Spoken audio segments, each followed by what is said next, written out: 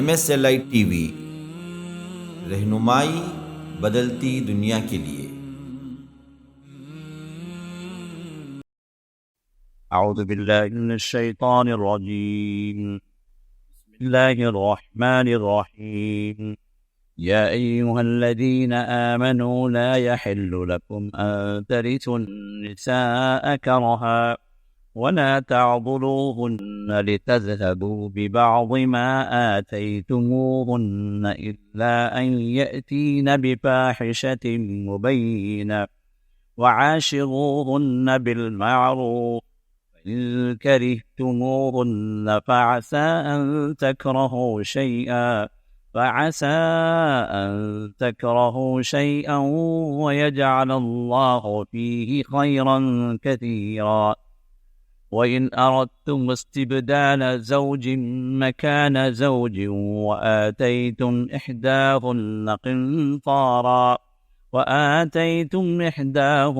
قِنطَارًا فَلَا تَأْخُذُوا مِنْهُ شَيْئًا أَتَأْخُذُونَهُ بُهْتَانًا وَإِثْمًا مُبِينًا وَكَيْفَ تَأْخُذُونَهُ وَقَدْ أَفْضَىٰ بَعْضُكُمْ إِلَىٰ بَعْضٍ وَأَخَذْنَ مِنكُم مِّيثَاقًا غَلِيظًا وَلَا تَنكِحُوا مَا نَكَحَ آبَاؤُكُم مِّنَ النِّسَاءِ إِلَّا مَا قَدْ سَلَفَ إِنَّهُ كَانَ فَاحِشَةً وَمَقْتًا وَسَاءَ سَبِيلًا حرمت عليكم أمهاتكم وبناتكم وأخواتكم وعماتكم وخالاتكم وبنات الأخ وبنات الأخت وأمهاتكم اللاتي أرضعنكم وأخواتكم من الرضاعة وأمهات نسائكم وربائبكم اللاتي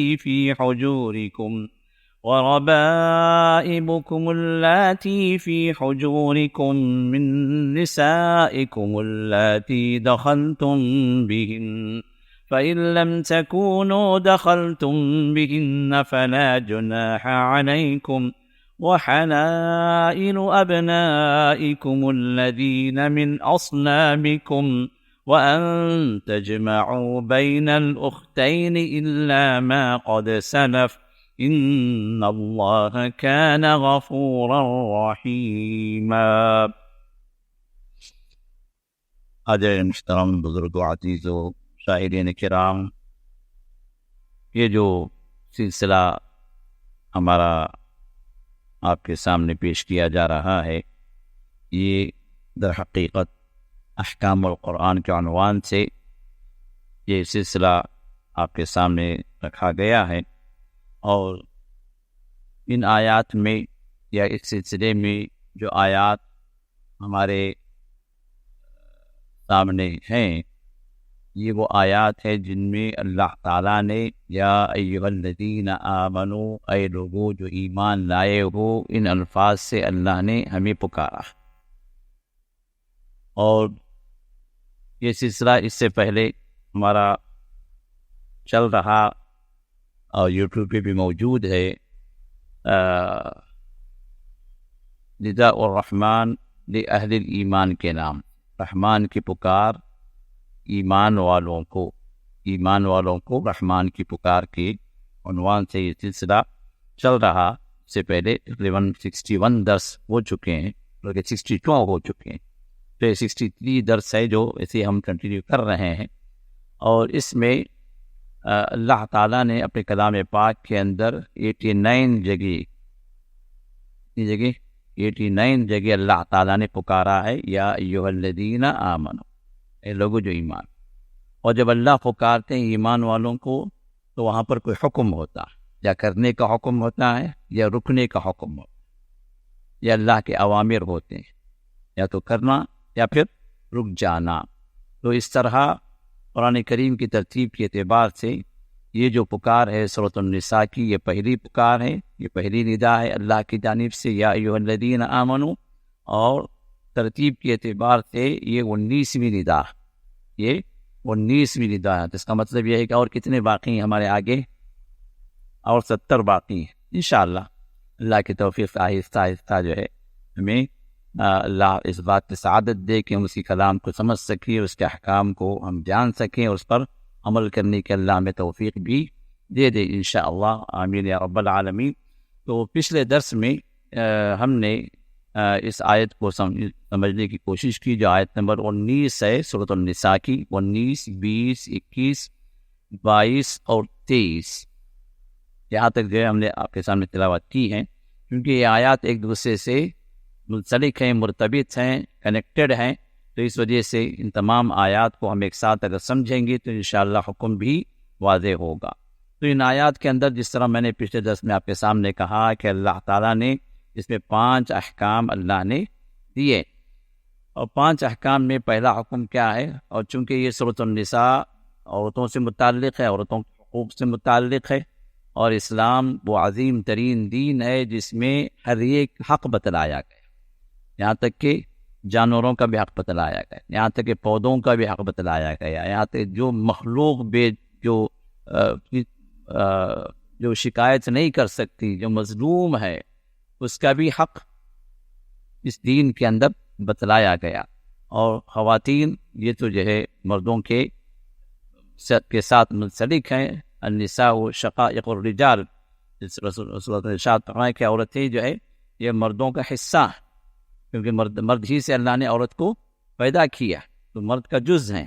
تو بدرجہ اولا جو ان کے حقوق کو اللہ تعالیٰ نے خود اپنے کلام کے اندر بیان کیا ہے، اور محمد رسول اللہ صلی اللہ علیہ وسلم نے بھی ان حقوق کی تفصیلات بیان فرمائی ہیں.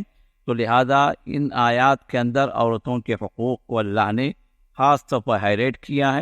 پہلی بات اللہ نے فرمائی کہ لا یحل لکم ان ترثوا النساء کرہا، تمہارے لیے حلال نہیں ہے، مطلب جائز نہیں ہے، یعنی دوسرے کہ تم پر حرام ہے کیا کہ تم عورتوں کو مجبور بنا دو اور ان کو مجبور کر کے خود وارث بن بیٹھو، ان کی وراثت تم کھا جاؤ، یا زبردستی ان کی وراثت میں سے کچھ حصہ تم لے لو، یا ہے کہ ان کو اپنی وراثت میں لے لو. بعض وہ کیا کرتے تھے، خود کو جو ہے پوری طرح عورت ہی کو اپنے اندر کر لیتے تھے کہ عورت نہ کچھ کر سکتی، نہ کچھ دے سکتی، نہ کچھ جو ہے اپنے لائف اسٹائل و اختیار کر سکتی، نہ اپنے اختیار سے کچھ کر سکتی، خود وارث بن جاتے. تو اللہ نے فرمایا کہ یہ دونوں طرح کا جو مسئلہ ہے یہ ظلم ہے، تو لہذا زبردستی یا مجبور کر کے عورتوں کو تم جو ہے ان کی وراثت نہ ہتھیا لو، یا کہ ان کو وارث نہ بنا لو، ان کے تم وارث نہ بن جاؤ. اور دوسری بات کیا، وَلَا تَعْضُلُوهُنَّ لِتَذْهَبُوا بِبَعْضِ مَا آتَيْتُمُوهُنَّ إِلَّا أَن يَأْتِينَ بِفَاحِشَةٍ مُبَيِّنَةٍ.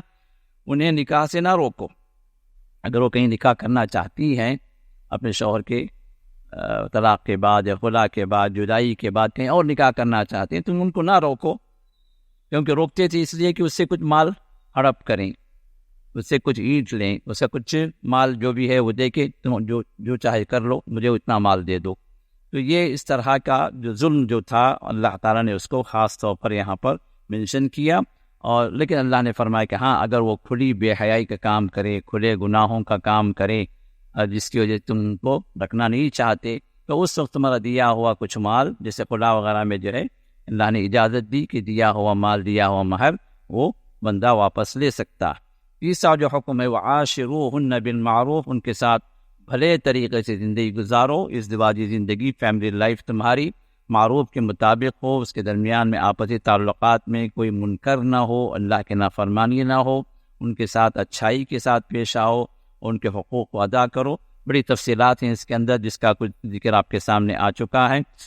خواتین کے ساتھ اچھے انداز سے، اچھے سلوک سے پیش آنا یہ رسول اللہ صلی اللہ علیہ وسلم کا طریقہ بھی رہا. آپ کی زندگی کے اندر آپ نے امپلیمنٹ کر کے بھی دکھایا، اور امتیوں کو بھی آپ نے خاص طور پر اس کی ہدایت دی. اور اللہ تعالیٰ نے بھی اس آیت میں خصوصیت کے ساتھ خواتین کے ساتھ اچھا سلوک کرنے کا اللہ نے حکم دیا ہے. پھر اللہ تعالیٰ نے سمجھانے کے انداز میں فرمایا فَإِن كَرِهْتُمُوهُنَّ، اگر تم ان کو ناپسند کرو، فَعَسَىٰ أَن تَكْرَهُوا شَيْئًا، کہ امید ہے کہ جو چیز تمہیں پسند نہیں آ رہی ہے، وَيَجْعَلَ اللَّهُ فِيهِ خَيْرًا كَثِيرًا، اللہ تعالیٰ اس کے اندر خیر کثیر تم کو نہیں پتا، تم جو ہے کراہت کر رہے ہو، تم ناپسند کر رہے ہو، لیکن اس ناپسندیدگی میں اللہ تعالیٰ نے کوئی خیر رکھا ہو تمہارے لیے، ذرا صبر کرو، دیکھو کیا خیر آتا ہے. کیونکہ عورت سے اگر ناراضگی اگر ہوگی تو فوراً جو مرد طلاق کے لیے بیٹھ جاتا ہے، اور مرد جو جدائی کا کیا حکم دے دیتا ہے، یہ کہتا ہے تم اپنے گھر چلی جاؤ، جا کے میکے میں رہ جاؤ، مجھے نہیں چاہیے تمہارے ساتھ زندگی، مجھے نہیں گزارنا. تو اس طرح کی جو باتیں ہوتی ہیں، اللہ نے فرمایا کہ صبر سے کام لو، ہو سکتا ہے اللہ تعالیٰ اس ناپسندیدگی میں اللہ تعالیٰ بھی تمہارے لیے کوئی خیر کا پہلو نکال دے. وہی اور تم مستبدالا، ہاں اگر تم مجبور ہو گئے، ہاں اب جو ہے چھوڑنا ہی چھوڑنا ہے، اس کو چھوڑ کے اس کو طلاق دے کے کوئی اور بھی اختیار کرنا ہے، تو اللہ نے فرمایا کہ وہ آتے تم احداہن قنطارا، اگر تم اس خزانہ بھی اگر دے چکے ہو بطور مہر یا بطور گفٹ، اس کو دے دیے تم، فلا تأخذوا منہ شیئا، تو پھر اس میں سے دیے ہوئے مال میں سے کچھ نہ لو. شیئا، شیء کہتے بالکل کوئی بھی چیز لینے کا حق نہیں. اگر مہر دیے تو مہر اس کا ہو گیا، اگر تم گفٹ دیے ہوئے ہیں، ہدیے دیے ہوئے ہیں، تو یہ ہدیے اس کو پہنچ گئے اور واپس لینے کا تمہیں کوئی حق نہیں، سوائے میں نے پچھلی مرتبہ بتایا کہ 3 صورتیں ہیں جس میں دیا ہوا مال، چاہے مہر ہو چاہے وہ بطور ہدیہ دیا ہوا مال ہے، عورت کو وہ شوہر واپس لے سکتا ہے.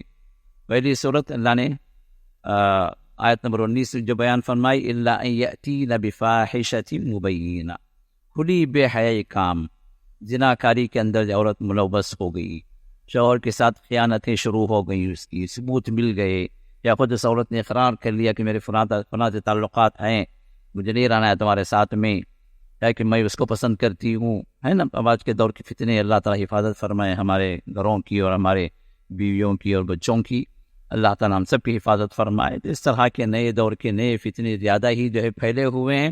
تو اس طرح اگر عورت بدکاری میں یا زناکاری میں مبتلا ہو گئی تو پھر یہاں مرد کہہ سکتا ہے کہ تم میرے ساتھ رہنے کے حقدار نہیں ہو، تم جو ہے میرا مہر واپس کرو یا میرے دیا ہوا میرا مال واپس کرو اور تم چلی جاؤ، میں تمہیں طلاق دیتا ہوں. تو یہاں پر عورت کی خطا کاری ہے، تو اس صورت میں مال لینا یہ اللہ نے جائز قرار دیا. دوسری چیز کیا، عورت خود خلا لے لے، عورت خود کہتے کہ مجھے خلا دے دیں آپ، مجھے نہیں رہنا ہے آپ کے ساتھ، اس اب مرد نہیں چھوڑنا چاہتا، تو اس صورت میں بھی دیا ہوا مال وہ واپس سے لینے کا مطالبہ کر سکتا ہے. اور تیسری چیز کیا ہے، اپنی خوشی سے عورت جو ہے دے دے، اس کو دیا ہوا مال، دیا ہوا مہر، دیا ہوا میں کیا کروں گا پھر رہ کے، آپ لے لو، آپ جو خرچ کر لو، آپ اپنے استعمال میں لا کے دے دی، دیا ہوا اس کو پیسہ، دیا ہوا مہر واپس کر دی، یا اس میں سے کچھ حصہ واپس کر دی. تو ایسی صورت میں بھی اللہ تعالیٰ نے سورہ نساء کی شروع ہی میں اللہ نے بیان فرمایا فَكُلُوهُ هَنِيئًا مَرِيئًا، تو اگر وہ اپنی خوش دلی سے اگر دے رہی ہیں تو پھر تم اس کو لے سکتے ہو. یہ 3 صورتیں ہیں. تو یہ جو ہے چوتھا حکم کہ اللہ تعالیٰ نے دیا ہوا مال اللہ نے لینے سے منع کر دیا.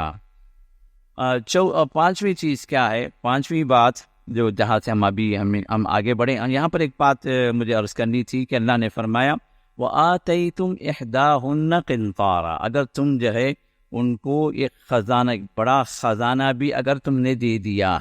قنطار جمع قناطیر، اس میں سورۃ آل عمران میں والقناطیر المقنطرہ اللہ فرماتے ہیں کہ لوگوں کو پسند ہے، یہ لوگوں کی طبیعتوں کے اندر کہ مال کو اللہ نے، مال کی محبت اللہ نے رکھ دی ہے. تو اب قنطار بھی اگر تم نے دے دیا ہے تو تم واپس نہ لو. تو اس سے علماء نے فرمایا کہ مہر انسان کتنا بھی دے سکتا ہے، ایک بڑا خزانہ بھی دے سکتا ہے بطور مہر. مہر کی کوئی لمیٹیشن نہیں ہے. مہر کیا ہے، 2 چیزیں دیکھی جائے گی. ایک شوہر کی حیثیت، اس کی حیثیت سے بڑھ کر وہ ادھر ادھر قرض میں رہ کر، لون لے کر یا سود کو لے کر وہ مہر ادا کرے، یہ جائز نہیں. اس کی جو حیثیت، ہاں ابھی فی الوقت نہیں ہے، وہ آگے بعد میں دینا چاہتا ہے تو مہر مؤجل کر سکتا. مہر 2 طرح کا، ایک معجل ہے، ایک مؤجل ہے. مؤجل کیا ہے، بعد میں دینے کا وعدہ.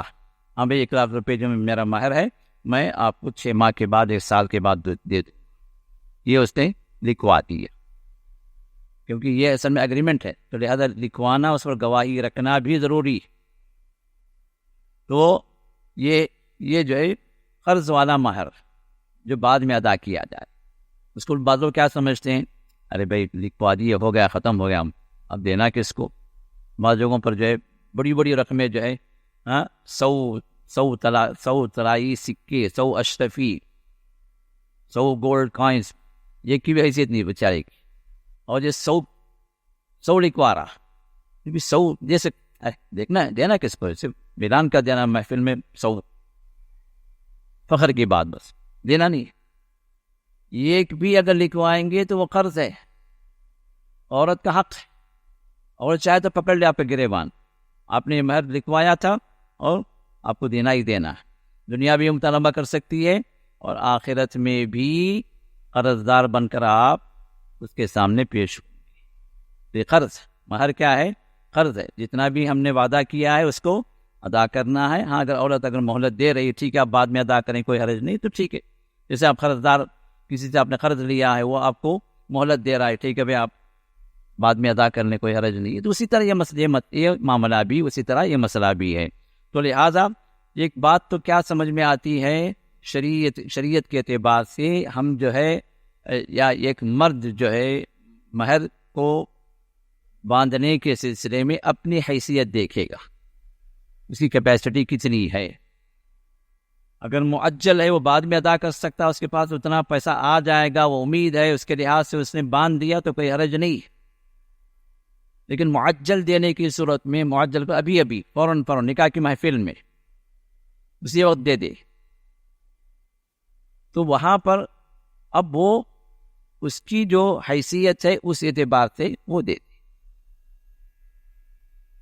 اپنی حیثیت سے بڑھ کر نہ باندھ۔ اور دوسری بات جو دیکھی جائے گی وہ یہ کہ عورت کے خاندان میں مہر کا کیا سسٹم رہا، اس کی ماں کا مہر، اس کے بہنوں کا مہر، اس کے گھر کی عورتوں کا مہر کتنا۔ مثال کے طور پر بعضوں کے خاندانی مہر کہتے ہیں۔ خاندانی مہر کیا ہے کہ اس عورت کے خاندان کا ایک مہر جو چلا آ رہا، مطلب ان کی ماں جو ہے، سمجھیے کہ 100 گرام جو ہے گولڈ جو ہے ان کا مہر رہا، بہنوں کا بھی ویسے ہی رہا، بیٹیوں کا بھی ویسے رہا، اس لڑکی کی جو بہنیں جو بیاہ دی گئی ان کا بھی وہی رہا۔ تو اب یہاں پر یہ ہونا چاہیے کہ یہ 100 گرام جو چل رہا ہے نا ان کا، یہ خاندانی مہر بنے گا، تو اس سے کم اس کو نہیں دینا چاہیے۔ کیوں؟ اس صورت میں جو اس کو احساسی کم طریقہ کی وہ شکار ہوگی کہ میرے بہنوں کو، میرے خاندان کے اندر یہ مہر ہے اور مجھے اتنا نہیں دیا گیا، مجھے کمتر سمجھا گیا ہے، گویا اس کی جو ویلیو کو کم کر دیا گیا۔ تو اگر عورت اگر رضامند ہو جا رہی ہے، ٹھیک ہے، کوئی مسئلہ نہیں، میں اتنا میرے لیے، کیونکہ عورت، یہ مہر کیا ہے؟ عورت کا حق ہے، کوئی نہیں دے سکتا، نہ اس کا باپ، نہ اس کا بھائی، نہ فلاں نہیں۔ ہاں، اپنی رضامندی سے وہ کہہ رہی کہ ٹھیک ہے، میرے والد کو دے دیں آپ، مجھے دینے کی ضرورت نہیں، ٹھیک ہے، آپ میرے بھائی کے پاس دے دیں، مجھے کوئی ضرورت۔ اب اس کی رضامندی سے دوسرا لے سکتا، ورنہ حقیقت کیا ہے؟ عورت وہ حقدار ہے اس مہر کی، وہ اس کا حق، وہ اپنے اس مہر کے اندر جو اب اس کی مرضی کر لے، دینے کے بعد شوہر کو نہیں تو پوچھے کیا جی کہ میں دیا نا اتنا پیسہ تم کو، کیا وہ اس کا حق، مہر دے دی۔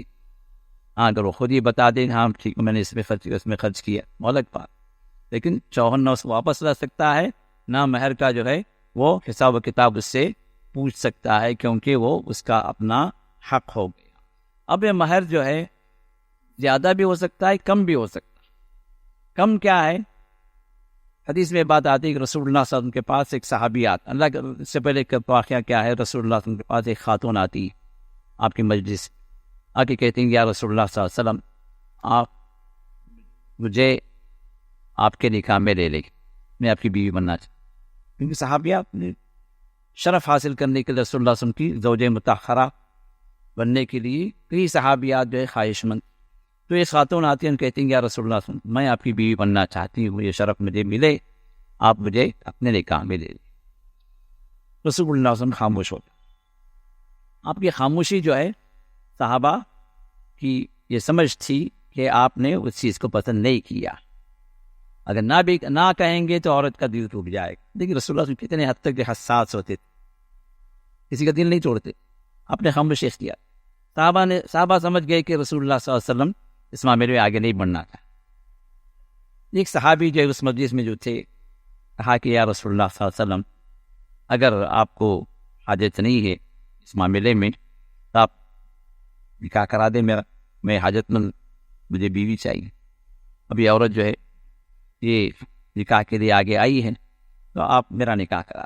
دیکھیے کتنا سمپل تھا وہ اس دور کے اندر نکاح کا مسئلہ، اور آج مسئلہ کیا ہے؟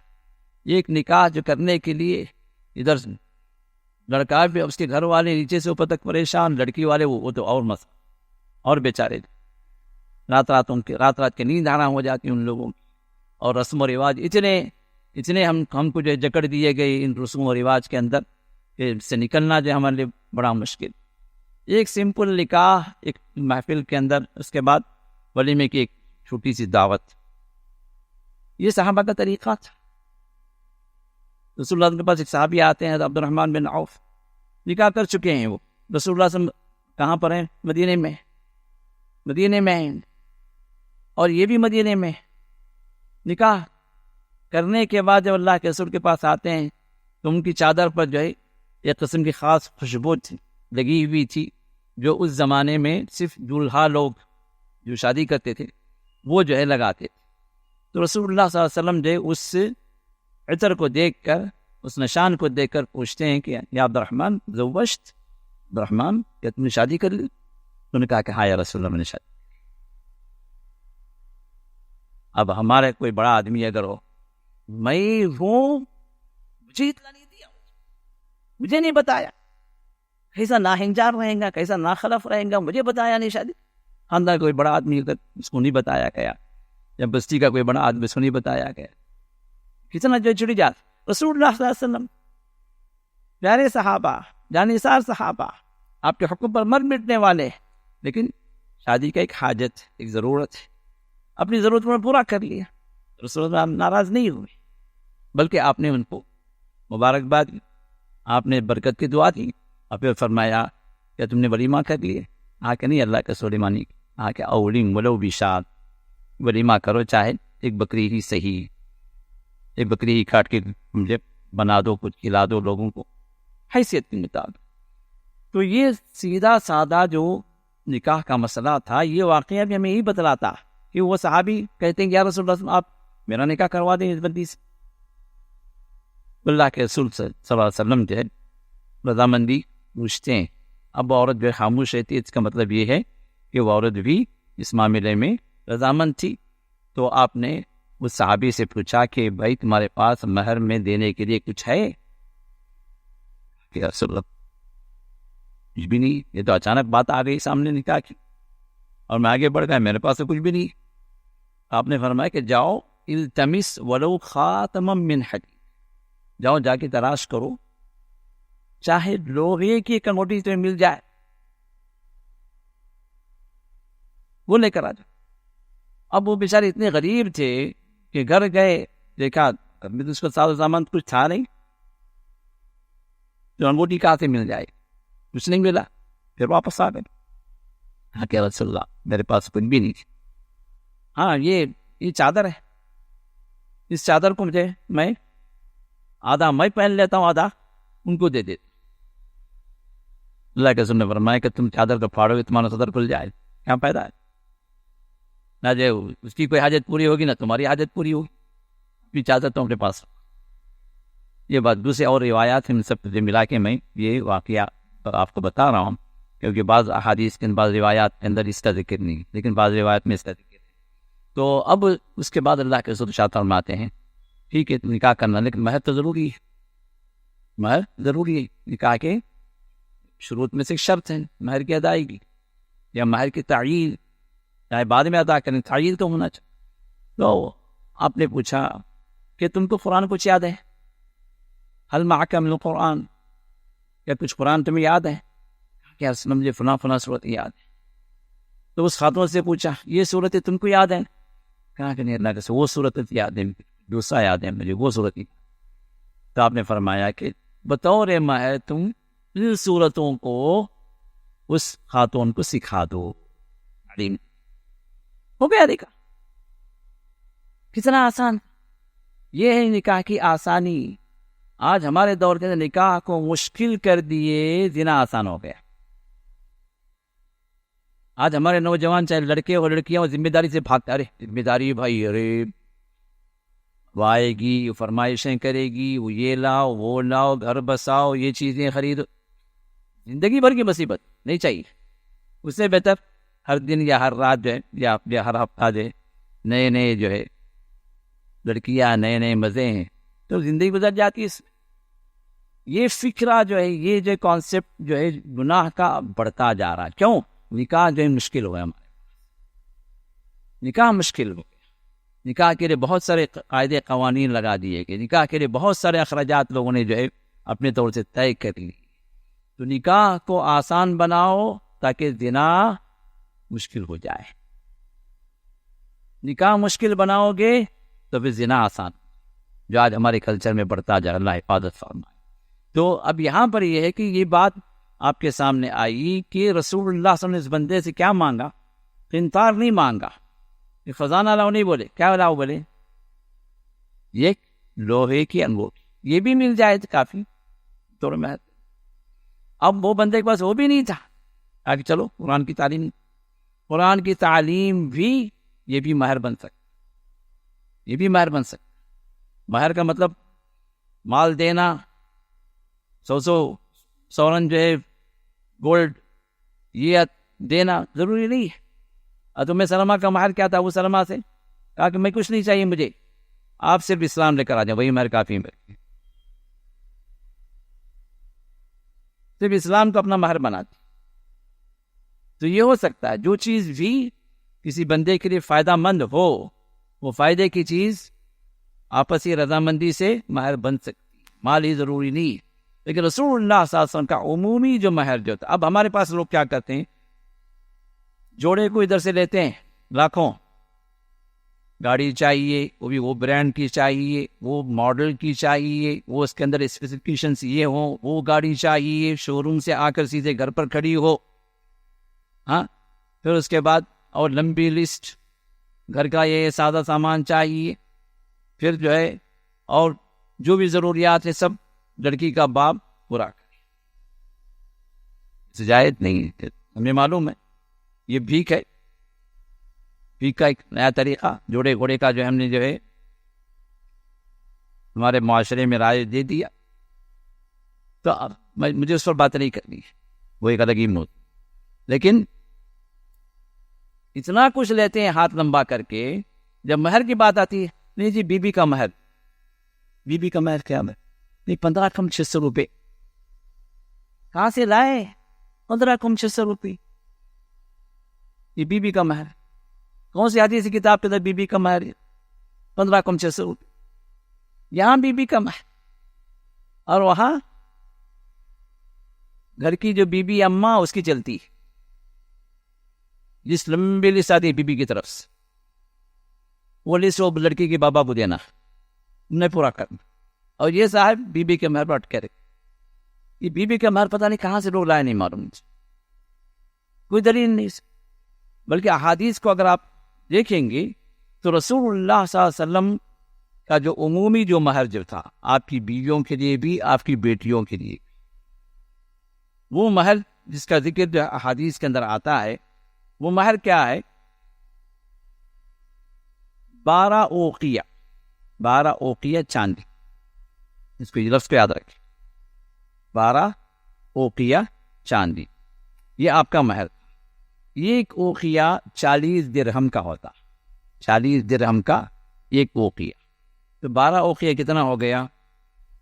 کون سا میتھمیٹکس؟ 480. تو 480 درہم یہ جو ہے کیا ہے؟ رسول اللہ صلی اللہ علیہ وسلم کا عمومی مہر.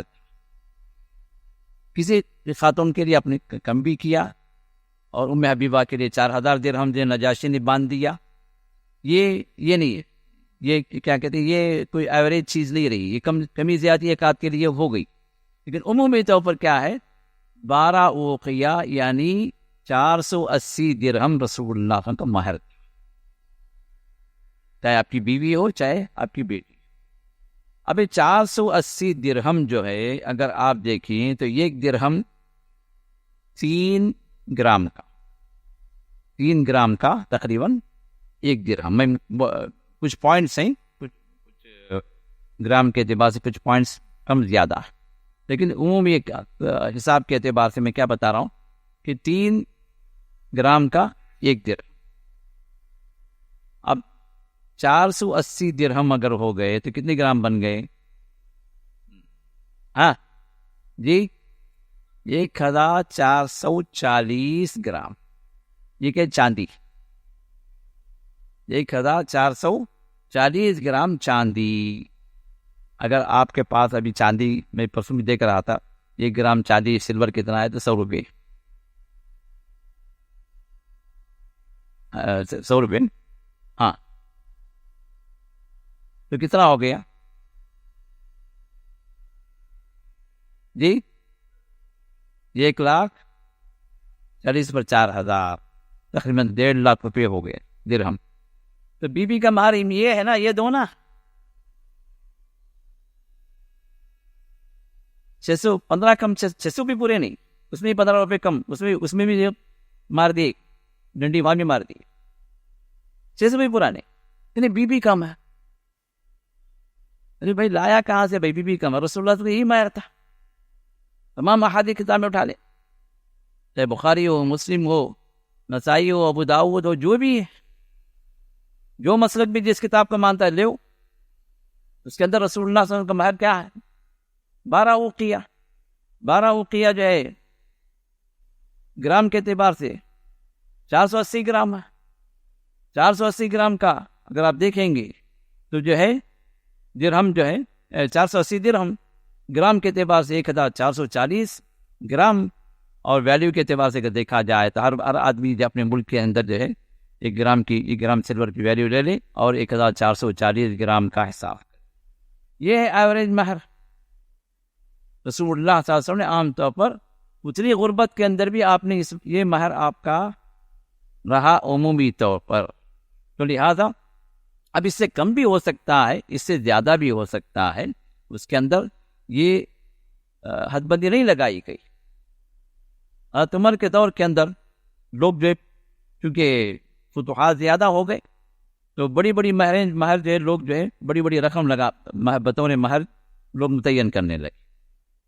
تو حضرت عمر نے کیا کیا بھئی، یہ اب کیا ہے، یہ فخر والی بات لوگوں کے درمیان میں، ارے میں اتنا مہر دیا، ارے وہ اتنا مہر دیا، ارے مجھے اس سے بڑھ کر دینا، تو اب ایک فخر کا جو ہے ایک ماحول گویا پیدا ہو گیا۔ حضرت عمر کو جب معلوم ہوا، حضرت عمر بڑے دور اندیش ہوتے تھے ماشاءاللہ، ہر معاملے کو پہلے ہی بھانپ لیتے تھے، وہی سے چیک کر دیتے معاملہ آگے نہ بڑھے۔ تو انہوں نے کہا کہ خطبے کے اندر مجھے معلوم ہوا ہے کہ لوگ مہر کے اندر تنافس کر رہے ہیں، آگے اپنے آپ کو لے جا رہے ہیں، مہر کی زیادتی ہو رہی ہے۔ رسول اللہ کے دور کے اندر جو مہر جو تھا اس سے کہیں زیادہ جو ہے مہر اب دیا جا رہا ہے، اور لوگوں کے اندر ایک فخر غرور کا ایک ماحول چل پڑا۔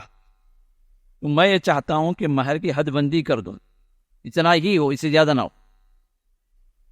یہ الفاظ ابھی انہوں نے کہا، اور مسجد کے کونے سے ایک خاتون اٹھتی ہے، ایک بوڑھی خاتون کہتی ہے کہ اے عمر، یہ حد بندی تم اپنی طرف سے کیسے کر سکتے ہو؟ اور انہوں نے یہی آیت تلاوت کی۔ کون سی آیت؟ کہ اللہ نے فرمایا کہ وَآتَيْتُمْ إِحْدَاهُنَّ قِنطَارًا فَلَا تَأْخُذُوا مِنْهُ شَيْئًا، اگر تم نے خزانہ بھی دے دیا ہے خاتون کو، اپنی عورت کو، تو اس میں سے کچھ نہ لو۔ تو خزانہ بھی اللہ تعالیٰ دینے کے بارے میں فرمایا ہے کہ دینے سے منع نہیں کیا۔ جب اللہ نے منع نہیں کیا تو تم کون ہوتے ہو حد بندی کرنے والے؟ حضرت عمر کے بارے میں آتے ہیں وقافاً لکتاب اللہ، اللہ کی کتاب کے بارے میں جب بات کر دی جاتی تو آپ وہیں رک جاتے، اس سے آگے کوئی بات نہیں۔ تو یہاں پر جو ہے، یہاں پر حضرت عمر نے کہا کہ یہ خاتون، یہ بوڑھی خاتون اس سے زیادہ جو ہے کتاب اللہ کے عالم۔ یہ اور بات ہے کہ ان کو بھی پتا رہا ہوگا، لیکن بات اس ذہن میں نہیں آئی۔ تو یہاں پر جو چیز واضح ہوتی ہے وہ یہ کہ مہر کی کوئی تعین نہیں ہے. دو چیزیں دیکھی جائیں گی، ایک شوہر کی حیثیت، اس کا مالی اعتبار سے اس کا اسٹیٹس کیا ہے، کیپیسٹی کیا ہے، یہ دیکھی جائے گی. دوسرا، عورت کے خاندان کا کوئی اگر مہر متعین ہے تو اس سے کم نہ کیا جائے. یہ دو باتیں دیکھی جائیں گی. اور عمومی مہر کیا ہے؟ رسول اللہ صلی اللہ علیہ وسلم کا مہر، اگر سنت والا مہر کوئی انسان اگر دینا چاہے تو کتنا ہے؟ تقریباً ہمارے انڈین کرنسی کے اعتبار سے تقریباً 1,440 1,40,000 یا 44,000، 1,44,000 یا 5-10,000 ہو سکتا ہے، کم زیادہ ہو. 1.5 لاکھ کا سمجھ لی، 1.5 لاکھ کا حساب تقریباً انڈین کرنسی کے اعتبار سے یہ بنتا ہے. تو اگر کوئی اس کو ادا کر سکتا ہے، کوئی دولہا ضرور ادا کرے تاکہ سنت کو وہ اس معاملے میں بھی وہ فالو کر لے. اب اس کے بعد اللہ تعالیٰ جو ہے جو 5واں جو حکم دے رہے ہیں، یہ 5واں حکم جو ہے یہ آیت نمبر 22، 23 اور 24 اور 25 ان سب سے جو متعلق. تو اس میں اللہ تعالیٰ وہ بیان فرما رہے ہیں، وہ لسٹ اللہ ہمیں دے رہے ہیں کہ ایک مرد کن عورتوں سے نکاح نہیں کر سکتا، کون عورتیں حرام ہیں، جس کو المحرمات کہا گیا. المحرمات من النساء، عورتیں وہ کون کون سی ہیں جن سے ایک مرد نکاح نہیں کر سکتا. اور جہاں ایک مرد نکاح نہیں کر سکتا تو وہ عورت، وہ جو ہے اگر محرمات ابدیہ ہے تو پھر وہ ان عورتوں کے لیے محرم بنے گا. محرمات میں دو طرح کی، میں تفصیل میں جاؤں گا تو انشاءاللہ آپ کے سامنے سے بتا. خواتین میں دو طرح کے لوگ ہیں. ایک وہ خواتین جن سے نکاح ہمیشہ کے لیے حرام ہے، ہر صورت میں کسی بھی اسٹیج میں آپ ان سے نکاح نہیں کر سکتے. مثال تو ماں ہے، بہن ہے، ایک مثال. اب یہ کیا ہے؟ محرمات ابدیہ، ہمیشہ کے لیے حرام ہے. دوسری وہ خواتین جو کسی سبب سے ان سے نکاح حرام ہے، کوئی ریزن ہے وہاں پر. اب وہ ریزن وہاں سے ہٹ گیا تو پھر ان سے نکاح جائز ہو جائے. مثال کے طور پر ایک شادی شدہ عورت ہے، آپ اسے نکاح کر سکتے ہیں؟ جی نکاح نہیں کر سکتے. ریزن کیا ہے؟ والمحصنات من النساء، اللہ تعالیٰ نے حرام کی کیٹیگری میں ان خواتین کو بھی ذکر کیا جو شادی شدہ ہیں. اب ریزن کیا ہے ان کا؟ کسی اور کے نکاح میں رہنا. اگر اس نے طلاق دی اس عورت کو، شوہر نے طلاق دے دی، اب آپ اسے نکاح کر سکتے ہیں؟ نہیں کر سکتے ہیں.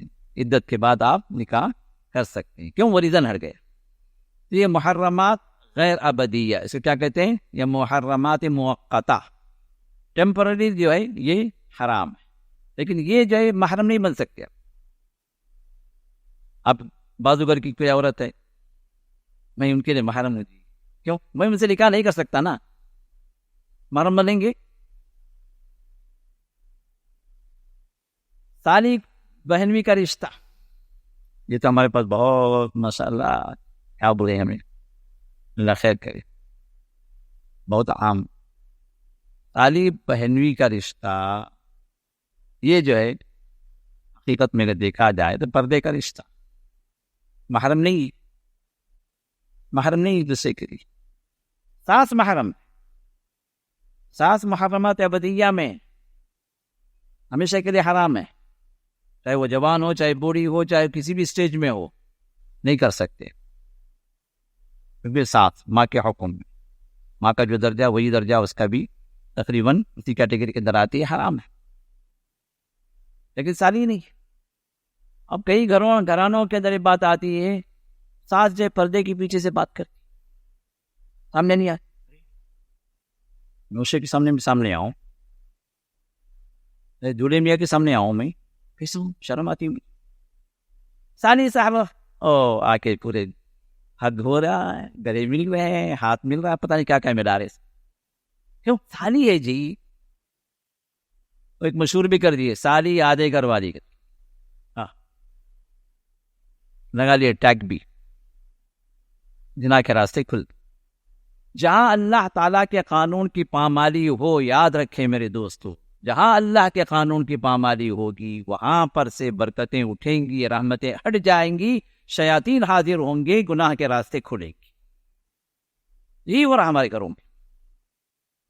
اب جو چیز مجھے بتانی ہے وہ یہ کہ محرمات جو دو طرح کی، ایک محرمات ابدیہ، ہمیشہ کے لیے حرام ہے عورت، دوسرے محرمات موقتہ یا محرمات غیر ابدیہ۔ محرمات ابدیہ جو ہے کیا ہے؟ اللہ تعالیٰ نے جن جن کو حرام ٹھہرا دیا ہمیشہ کے لیے، ان سے نکاح نہیں کر سکتے آپ ہمیشہ کے لیے کسی بھی صورت میں، وہ ابدیہ۔ موقتہ یا غیر ابدیہ وہ خواتین ہیں جو کسی ریزن کی وجہ سے آپ نکاح نہیں کر سکتے، لیکن وہ ریزن اگر ہٹ گیا تو پھر آپ نکاح کر سکتے۔ سالی سے نکاح ہو سکتا ہے، سالی سے نکاح ہو سکتا ہے، ہاں ہو سکتا ہے۔ کب؟ بیوی مرنے کے بعد، ورنہ سالی آدھے گھر والی نہیں، وہ باہر کے گھر والی ہو، اس سے کوئی رشتہ ہی نہیں آپ کا، پردے کا رشتہ، اور نکاح بھی آپ نہیں کر سکتے جب تک کہ آپ کی بیوی انہیں اس کی بہن آپ کی بیوی بن کر رہے۔ بیوی کا انتقال ہو گیا کہ بیوی کو طلاق آپ دے دی یا خلا لے لی، تو پھر آپ وہاں پر آپ اگر سالی سے نکاح کرنا چاہتے ہیں تو پھر آپ نکاح کر سکتے ہیں۔ تو یہ محرمات موقتہ یا غیر ابدی۔ اب اگر ان سب کو جمع کریں آیات کے اندر، یہاں پر تقریباً جو ہے 15 رشتوں کا ذکر جن کو اللہ تعالیٰ نے منع کیا ہے کہ ان سے تم نکاح نہیں کر، اور احادیث کو بھی اگر آپ جمع کر لیں تو تقریباً 27 رشتے بنتے ہیں، 27 عورتیں ہیں جن سے ایک آدمی نکاح نہیں کر سکتا۔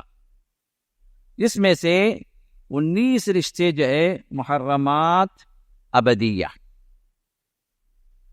کسی بھی صورت میں آپ نکاح کر ہی نہیں سکتے، اور 8 رشتے ایسے ہیں جو محرمات غیر ابدیہ، مطلب کسی ریزن کی وجہ سے وہ حرام ہے، آپ نکاح نہیں کر سکتے، وہ ریزن وہاں سے اگر ہٹ گیا تو پھر آپ نکاح کر سکتے ہیں۔ تو ٹوٹل کتنے ہو گئے؟ 27، 19 محرمات ابدیہ اور 8 محرمات موقتہ، یعنی ایک متعین وقت کے لیے، ایک متعین سبب کی وجہ سے وہ حرام۔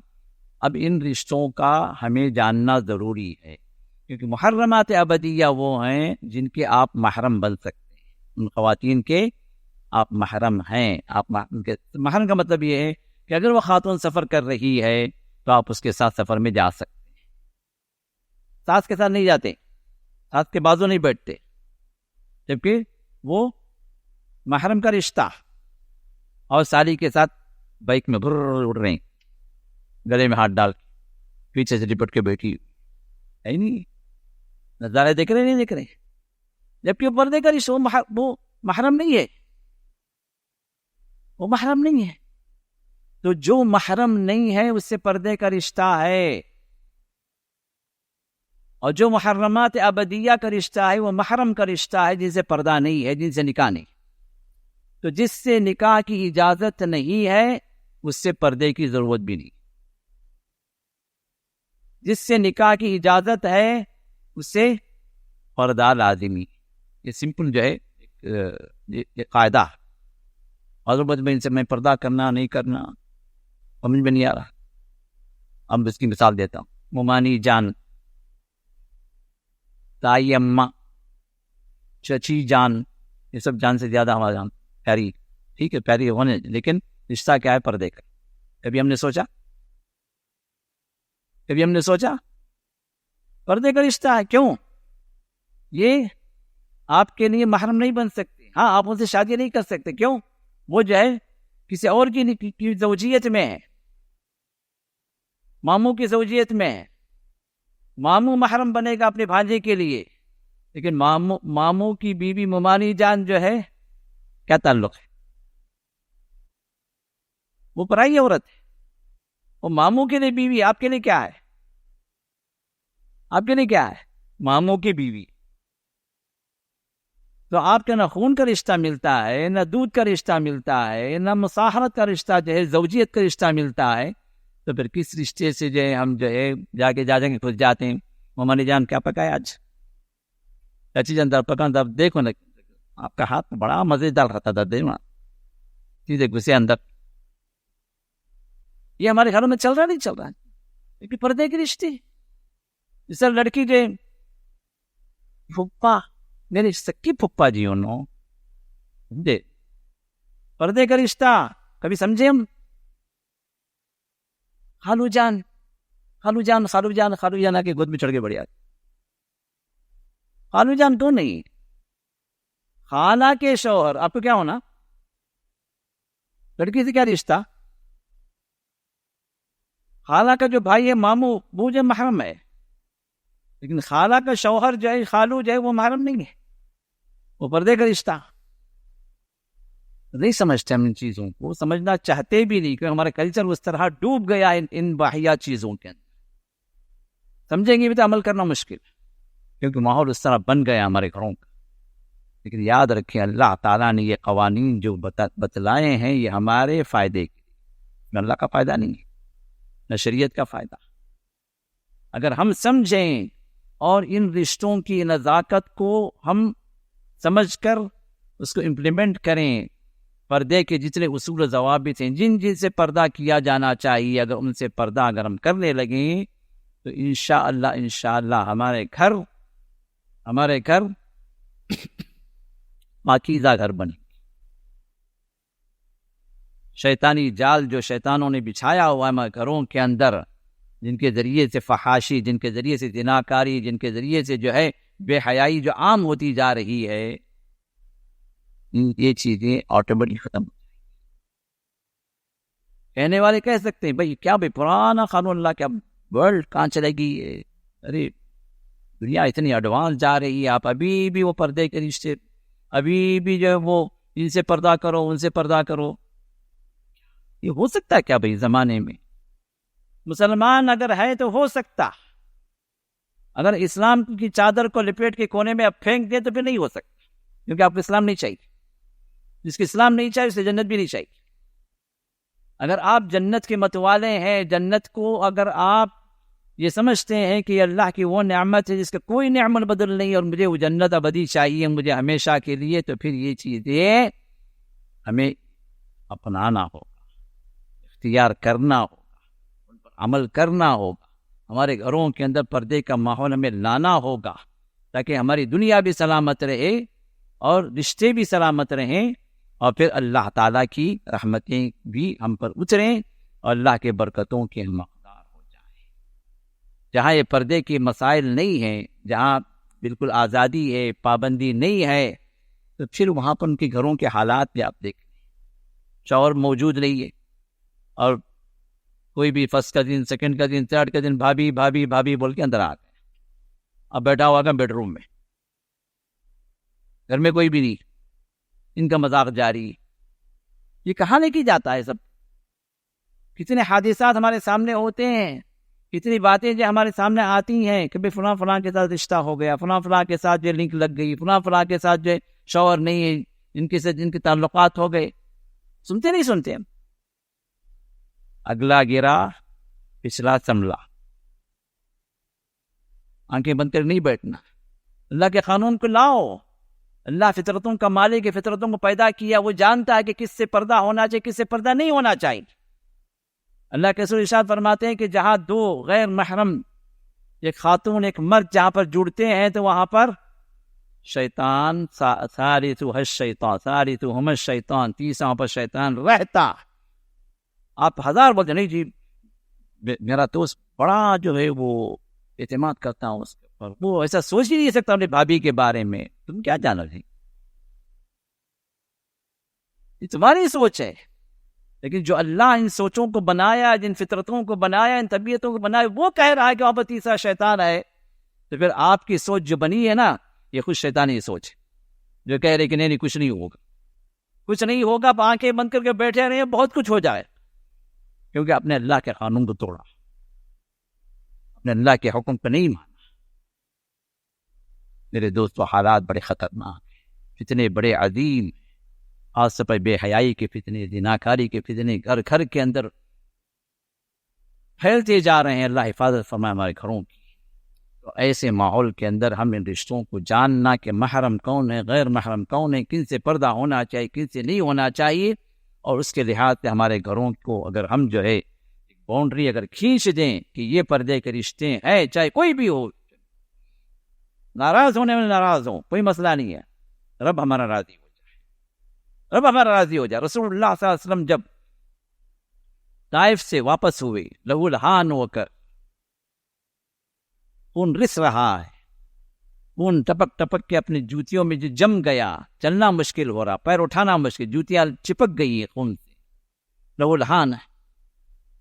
ایسے حالت میں آپ ایک دیوار کا ٹیک لگا کے جو ہے طائف کے باہر ایک کھجور کے باغ کے باہر اس طرح ٹیک لگا کے آپ بیٹھے ہیں، وہاں پر آپ نے ایک دعا کی، اللہم انی اشکو قلت حیلتی، اے اللہ میں تجھ سے شکایت کرتا ہوں، میری بے بضاعتی، میرے پاس کوئی سامان نہیں ہے، کوئی میز نہیں، کوئی طاقت نہیں ہے، کوئی میرا سپورٹر نہیں ہے۔ اس کے بعد اللہ فرماتے ہیں، اے اللہ اگر تو راضی ہے، پوری دنیا میری دشمن ہو جائے، مجھے کوئی پرواہ نہیں۔ کیا فرماتے ہیں؟ اگر تو راضی ہے، تو خوش ہے مجھ سے، پوری دنیا والے میرے دشمن بن گئے، سب ناراض ہیں مجھ سے، سب میرے پیچھے پڑے ہوئے ہیں، مجھے کوئی پرواہ نہیں، کیونکہ تو مجھ سے راضی۔ یہ ہے میرے دوست ایک مومن کی سوچ، یہ سوچ ہونی چاہیے۔ ہم دنیا سے ڈرنے والے، دنیا والوں سے ڈرنے والے، دنیا کے رسم و رواج سے ڈرنے والے، ہمیں جو اسلام پر چلنا مشکل۔ کیوں؟ اس لیے کہ ہمیں ان کو راضی کرنے میں لگے ہوئے، ان لوگوں کو راضی، یہ خوش ہو جائے، ارے یہ راضی، ارے وہ ناراض ہو جائیں گے، وہ ان سے ملاقات نہیں ہوگی، وہ ہمارے گھر نہیں آئیں گے، وہ جو ہم سے رشتہ کٹ جائے، کٹنے دیں۔ رب کا رشتہ آپ سے جڑ رہا ہے، جس کی وجہ سے لوگوں کا رشتہ کٹ رہا ہے، تو کوئی پرواہ کی بات نہیں، کیونکہ اگر وہ اللہ والا اگر ہوتا، اگر وہ اسلام پر چلنے والا ہوتا تو وہ رشتہ جوڑتا، آپ سے خوش ہوتا کہ آپ نے جو اللہ سے رشتہ جوڑا ہے، اللہ تعالیٰ کے قانون پر عمل کر رہے ہیں، الحمدللہ ہم بھی عمل کریں گے، ہم بھی ساتھ دیں گے، یہ سوچ بنے گی۔ اگر وہ دنیا دار ہے تو اللہ کا دشمن ہے، اللہ کے قانون کے نفاذ پر وہ اعتراضات کر رہا ہے، آپ سے رشتہ کاٹ رہا ہے، تو اس کا مطلب ہے کہ اللہ سے رشتہ کاٹ رہا ہے۔ میرے دوست، حالات کو سدھارنا ہمارے اپنے اختیار، ہماری سوچ کو ہمیں بدلنا ہے، کانسیپٹ کو بدلنا ہے، ہمیں جانکاری لینا ہے قرآن سے اور حدیث سے، اور صرف جانکاری کے حد تک کی جانکاری نہ ہو، بلکہ عمل کے اندر ہم کو لانا ہے۔ پھر ہمارے گھروں کی بھی سلامتی ہے، رب کی رحمتیں بھی ہیں، اس کی برکتیں بھی ہیں، دنیا بھی ہماری خوشیوں کے ساتھ گزرے گی، آخرت میں بھی ہم جو ہے رسول اللہ صلی اللہ علیہ وسلم کی شریعت پر چلنے کی وجہ سے اللہ تعالیٰ ہمیں ان کے ساتھ کر دیں گے انشاءاللہ۔ تو اب یہ محرمات ابدیہ غیر ابدیہ کی تفصیل انشاءاللہ ہم آگے کے درس میں آپ کے سامنے رکھیں گے، تاکہ اس میں تھوڑی تفصیل ہے، اگر میں کچھ بولوں پھر جو ہے چھوڑ دوں تو پھر جو ہے کچھ باتیں آپ کی ادھر ادھر ہو جائیں گی، ہو سکتا ہے سمجھنے میں جو ہے پوری طرح ایک تمام باتیں ایک وقت پر اگر ہم بیان کریں تو زیادہ بہتر ہوگا انشاءاللہ۔ ویسے بھی وقت بھی جو ہے ہمارا ہو چکا ہے، تو انشاءاللہ اگلے درس میں کون محرمات ہیں، کون سی خواتین، اور ان آیات میں، ان 3 آیات میں، آیت نمبر کی 4 آیات میں، آیت نمبر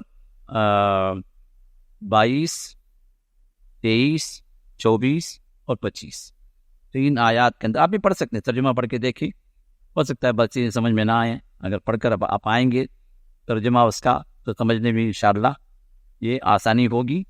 تو میری گزارش ہے کہ ان 4 آیتوں کو آپ پڑھ کر آئیں، سورۃ النساء آیت نمبر 22، 23، 24 اور 25، 22، 23، 24، 25، تو ان کو آپ پڑھ کر ترجمہ پڑھ کر آئیے، انشاءاللہ ان رشتوں کو سمجھنا انشاءاللہ آسان ہوگا، اور ان محرمات کو جاننے کے بعد اس کے لحاظ سے پردے کے جو احکام ہیں انشاءاللہ وہ باتیں بھی سمجھ میں آ جائیں گی۔